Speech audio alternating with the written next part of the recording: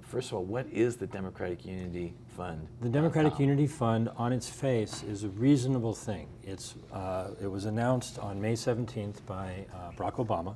I got an email from the Democratic Party. This May 17th? This May 17th. 2019. 2019. Huh. And on the face, it makes all the sense in the world. They're trying to raise money for the party because Donald Trump has got $100 and some million already.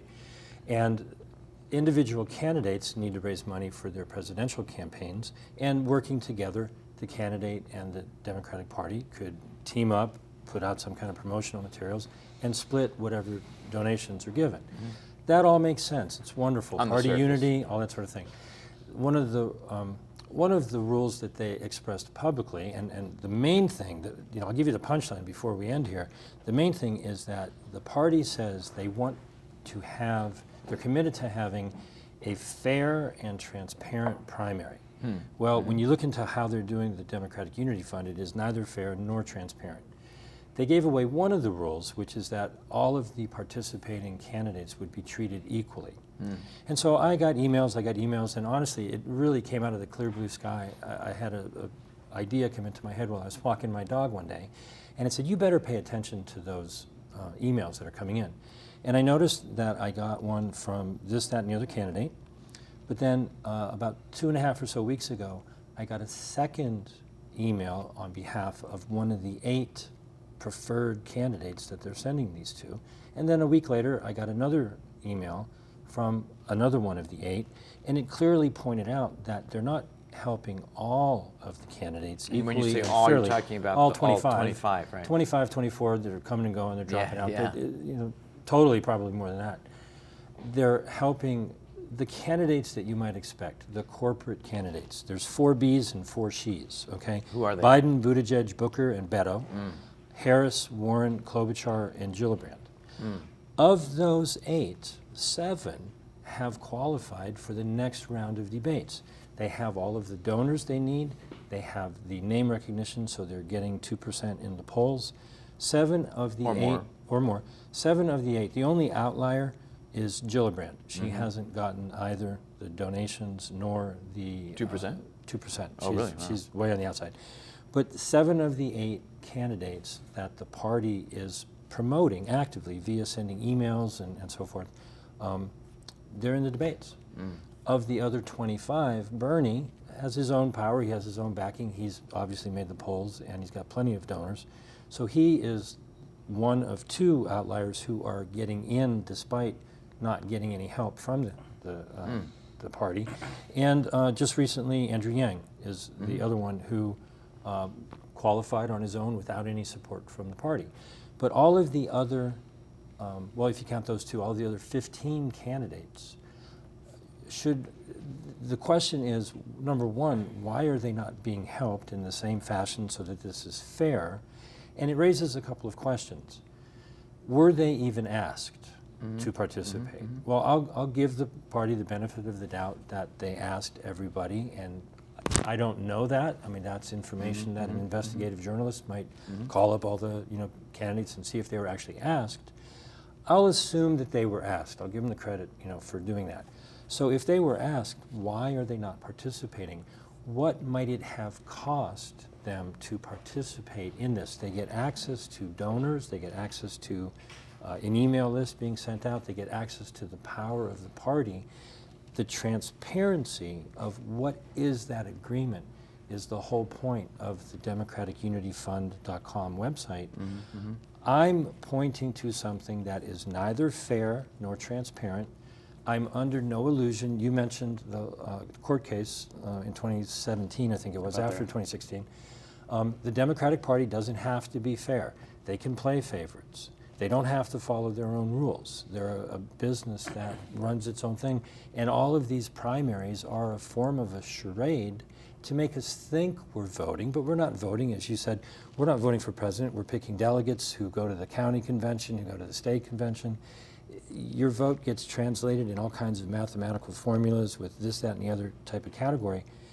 What's really going on here is they're limiting the choice that we have when we do, at the very least, watch the debates.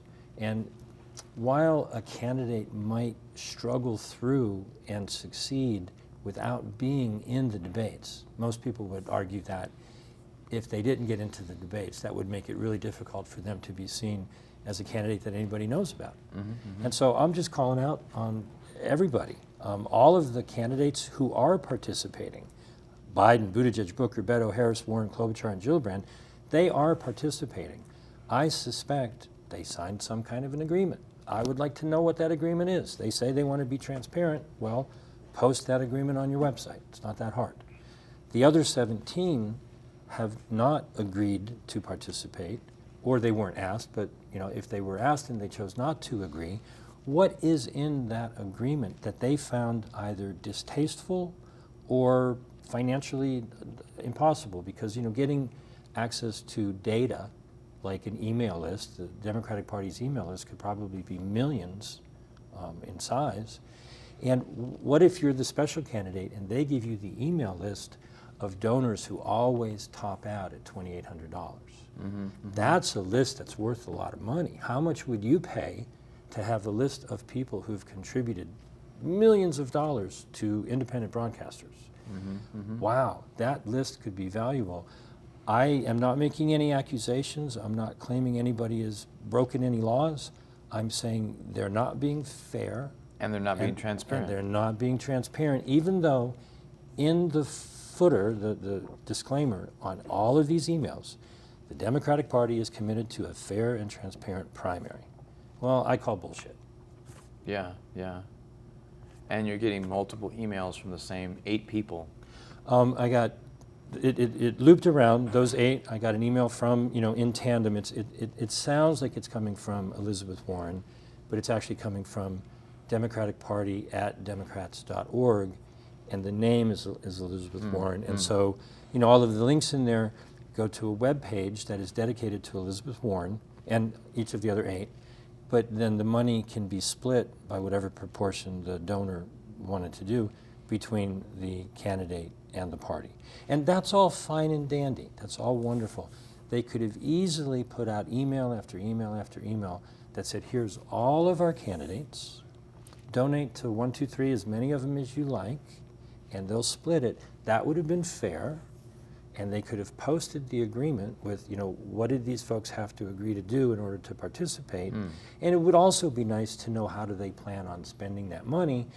And I'd love to see the Federal Election Commission report on how much did Buttigieg receive as part of this, because he's made a lot of money, and everyone else. How much of the donations are coming, not just report on the donor that made the donation, but the donor is actually donating through this tandem effort with the party, and then it's going into the candidate's coffers. It makes it look like the candidate is being successful in doing all that work, but they're doing it with the help of the party. Thank you for sharing that, Jim. That's obviously a whole lot more we could get into, but that's. I appreciate the time for being here. Yeah, They say they want to be fair. They say they want to be transparent. Me too.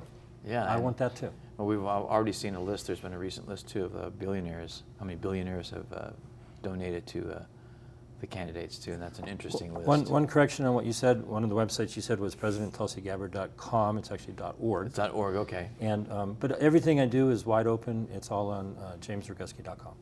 Thank you, James. Thank you for having me.